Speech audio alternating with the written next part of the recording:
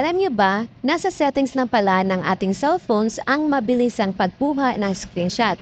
Hindi niyo na gamitin ang dalawang button sa gilid na inyong mga cellphones. Gamitin mo lang ang tatlong fingers nito guys para po makapagkuha kayo ng mabilisang screenshot.